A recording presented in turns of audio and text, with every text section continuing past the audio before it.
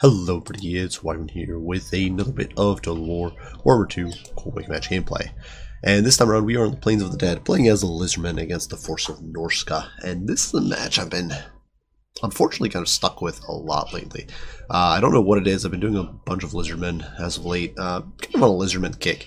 And looking forward to the DLC a whole bunch. Obviously, for those of you guys who didn't see the news, we're not getting any further information about the or any information about the DLC in March, so as soon as we're going to see anything in April, unfortunately. But still, sort of been enjoying Lizardmen and messing about. Unfortunately, one of the things I've been seeing a lot of in Quake matches, people will always, for some reason, counterpick, and I don't know why. I don't know if Norsca is actually that great of a pick against Lizardmen, but it seems like almost every game I pick Lizardmen first, my opponent immediately picks Norsca or Chaos or Dark Elves, basically, or maybe Dwarves. Like, that's the quartet of horrible matchups for Lizardmen, and, well, Norsca not necessarily. I don't actually know if Norsca's that good, but it seems people are just obsessively picking those, and it kind of annoys me almost.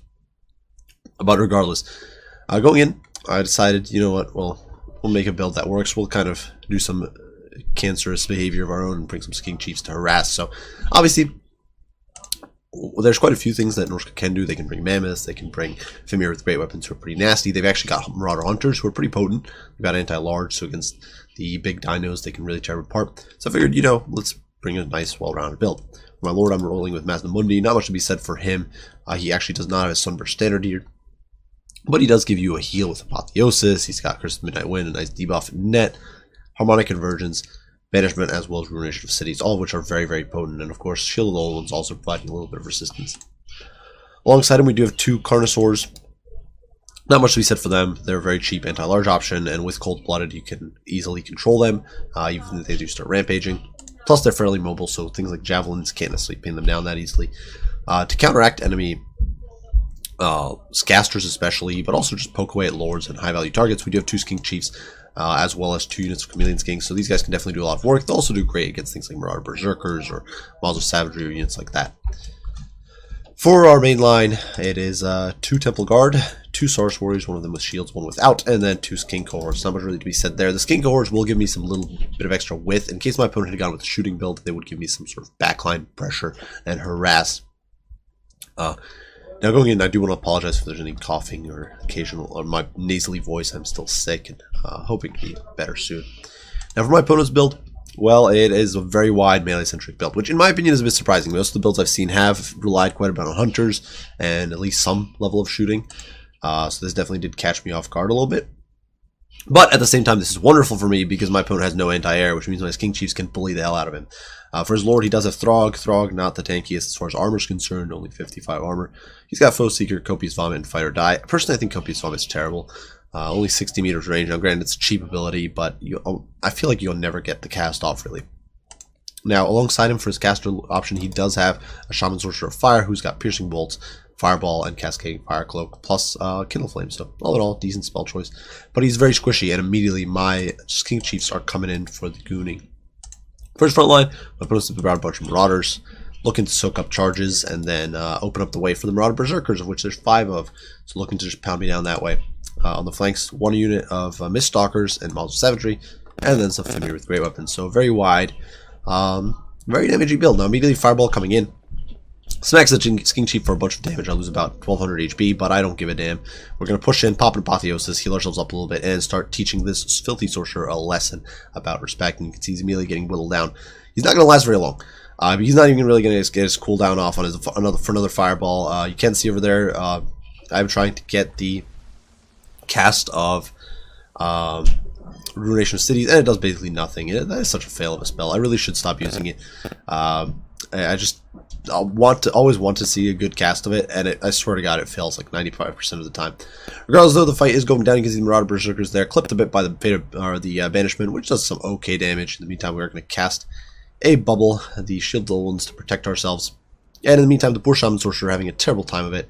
Does try to catch Searing Bolts here, do quite a bit of damage to the Temple Guards. Actually, a lot of damage, and I actually missed this in the game. But a very nice cast before he gets chased off unceremoniously. But did a lot of work there, about 20 models killed, and yeah, he did some work.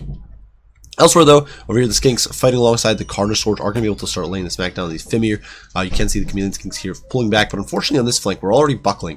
Skinks collapse very quickly, and that is going to open up the flank for my opponent to collapse inward. And of course, while they're raging, the Marauder Berserkers have been berserking and then raging for the Marauders. They will start performing much, much better, which is very unfortunate. That said, the caster is removed from play. He's not going to be making a comeback. He's going to be dead pretty soon. And although we are getting swept up on this flank, the Chameleon Skinks are still around kicking. You can see the Carnosaurs here laying the smack down these big anti-large units, and they're really not able to just stand their ground. Carnosaurs definitely such a good unit. They can really dish out a lot of hurt. And making sure to feed these Skinks in. The Skinks are very important to protect the Carnosaurs from those surrounds. You can see Apotheos is going down there, healing our boy up, making him that much more effective. And you can see the Models of Savagery getting beaten down. Now, unfortunately, not many model kills here, but still, we're really, really tearing them to shreds. That said, our infantry line is basically gone. Berserkers here getting smushed. We actually do get a little recharge in with Mazdamundi for whatever it's worth, though they don't actually rout. But besides that, you know, it's definitely a bit of an interesting situation. We were whittling Throg down. Our Skink Chiefs are now in here. The Shaman Sorcerer's been routed. This flank's essentially been secured. We routed off the Models of Savagery as well as the Mist Stalkers, which is huge. But we still have this very healthy unit of Temple Guard, or this beat up unit of Temple Guard and Saurus. But besides that, we're basically out of options. We do try to pursue these Models of Savagery. I'm making sure to chase off the big targets. I want to get them off the field. In the meantime, Mazdamundi running for dear life. I simply leave the Temple Guard in the pits here. I'll pop a shield the old ones, trying to protect them. Honestly, there's just no way we can really defend this. Shield the Temple Guard are going to hold out as best they can, but not that amazing. Saurus Warriors, same. They got some chevrons in the fight here, but it's not going to be enough. And we do try to get another Ruination of Cities, and true to form, it fails horribly. Really a terrible spell. I don't know. It really needs some rework in my opinion. Now, the Models of Savagery is removed from play. The Fimir Warriors over here, the Mist Stalkers, are being removed from play as well. The Carnosaur running them down and munching on their bodies. Just such a potent force. I absolutely love the Carnosaurs too with the tail whips and stuff. You can see the Fimir there falling down. But poor Mazdamundi here running for dear life. And at this point, I did get a little bit scummy. You can see we did cast Banishment. Took a few miles off the Berserks, but nothing too fancy. But we're going to play a bit scummy, trying to escape. My opponent does have some units off on the flanks, like chasing off my routers and Saurus over there. But I don't really care too much about that. The main thing here is we're going to snipe Throg. And you can see the little sniping from the Skink Chiefs. They're slowly but surely wearing the big boy down. And he's not really able to catch Mazda. Mazda's just fast enough on his Pelican, with Strider especially, to escape. And Throg is not able to close the gap. And he's taking a pounding. That's the risk with not bringing any shooting and bring a low armor lord. That is why I think you really do need to bring skirmishers into this matchup as Norsca. But Throg having a terrible time of it. I'm being an absolute scumbag, running away with Mazda, and then keeping running with the Skinks as well. And yeah, Throg's almost dead. He's down to 2k HP. Carnosaurs are coming back in as now that we've removed the big boys from play. And things are starting to look a bit worse for my opponent. Over here in the distance, we do have some Skinks rallying in the far corners of the map. Saurus actually rally 20 models. Balance of power swing decisively in our favor as Throg gets torn to shreds, and this is really a pretty brutal display of what can happen to your lord if you don't bring protection, essentially, if you don't bring anti-air against the Lizardmen. Really, I think this is just an unfortunate situation. So Throg is going to be forced off. You can see the Carnosaur here going full tilt, trying to catch up to him. I love the Carnosaur. Just look at it. Look at the way he's like coated in blood and gore from tearing through this Fimir and just running him down. The Marauders fleeing. This is Jurassic Park. Too much for him. Now, realizing that Throg is a goner and not wanting to waste any more ammo here, I'm simply going to shift my fire from the Skink Chiefs onto the Fimir. Now, Fimir, 100 ton armor, 50. I think they have built in 22% or 15% missile resist. If we look here, their leadership is above 50%. So actually, not right now, but if their leadership's above 50%, they actually gain 22% missile resist, which is pretty slick. That said, their leadership is not above 50% right now, so they're actually taking a full more missile damage. That said, still 100 ton armor, pretty tanky, but we are slowly but surely chipping them down. And anytime the Carnosaurs here pursuing Throg, shortly I'm going to attach one of them back, coming back to deal with the Fimir. And you can see my opponent running out of options. He's down to just a few Berserkers. Actually, a lot of Berserkers, 2 or 3 health units of them, and then these Fimir Warriors. So definitely still has some presence, but not enough. You can see Throg there is going to go down, and suddenly the leadership issues are going to start kicking in. Norsca, not the most effective leadership faction. Now, granted, Berserkers are very tough to break. But everything else here is very, very squishy. And so we're going to collapse, start converging on these troops from all sides. You can see the breaks are happening. The Fimir Warriors, once they rout, we're going to be able to chase them down with our Skinks, with our Carnosaurs. Over here, the Skink Chiefs are going to start working on the Berserkers. Berserkers, fairly tanky infantry unit, but if we can kill a model a hit with our Skink Chiefs, so we still have a good amount of ammo. So 15 and 14, you know, that's 30 Berserkers we can kill. And we are able to remove these troops from play. We still have Chameleon Skinks on 6 rounds and 5 rounds as well, so we turn them off fire at will and have them chase these boys off in melee. And yeah, so at this point, it's going to be a bit of fast forward as we act like a bunch of scumbags and pick apart these marauders. Seems like the Skink Chiefs actually missed a good amount, which is unfortunate. My opponent is going to suffer army loss at this point. So this is a decent build in my opinion. Again, if you're trying to deal with Norsca, it gives you some good anti-monster options. If your opponent decides to roll with like Mammoth Spam or something, Feral Carnosaurs will really counter that. Plus, they can wade into combat on top of your infantry and deal with Fimir in a way that, say, Kroxigors can't. Kroxigors are not going to help you against Fimir Warriors with great weapons, really. Temple Guard also decent against Fimir, and they'll hold rather well against Marauders and Berserkers and that sort of stuff. Once again, not necessarily optimal against these units, but they'll hold. Carnosaurs especially will help. And then having all this anti-squishy sort of sniping power will really help. Now, Mazdamundi, bit of an oddball choice here. I like him for the Apotheosis and Net, but personally I'm more leaning towards the fact that you might be better off with a normal Slan. It's cheaper. You could bring... the simple fact is that Ruination of Cities is basically useless. I feel like getting the defensive buff, I forget what it's called,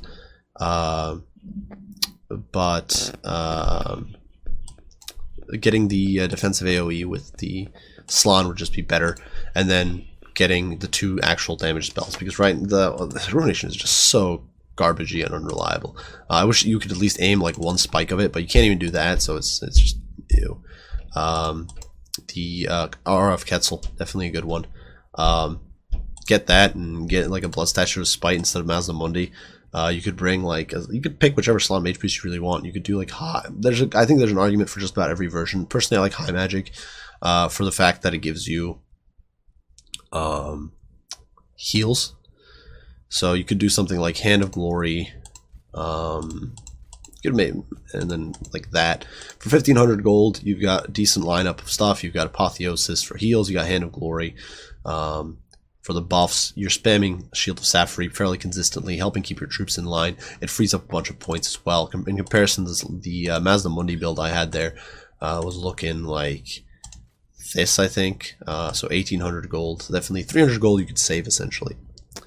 But regardless, while playing my opponent, I definitely do think not bringing shooting was a big mistake. I think as Norsca, you always want to bring some skirmishers. It's been a match I've been unfortunately facing off with a lot, and you guys are probably going to see some more Lizardmen games in the upcoming few days, but a lot of them are against counterpicked factions. I don't know why people like Norsca into Lizardmen. I don't actually think it's that good from a matchup for Norsca, but I think it's kind of a normal matchup, like 50-50 maybe. But regardless, definitely it's been a bit annoying seeing with Lizardmen. Maybe it's because I play a lot of Empire. I play a lot of factions that don't have many counterpicks, so I guess like Empire is a pretty stable one, or like Bretonia. Surprisingly, I don't feel that they're countered in too many matchups. But yeah, it's been a little frustrating with Lizardmen. You constantly getting counterpicked. Regardless, I do apologize for the nasally voice. Hopefully I'll be better soon. I do hope you guys enjoyed the video. If you found it entertaining and fun, if you did, be sure to leave a like, subscribe, and share. If you have any comments, any criticism, any questions, don't hesitate to post them, and I will do my best to respond as soon as I can. I do thank you all for watching, and I will see you all in the next one. Bye for now.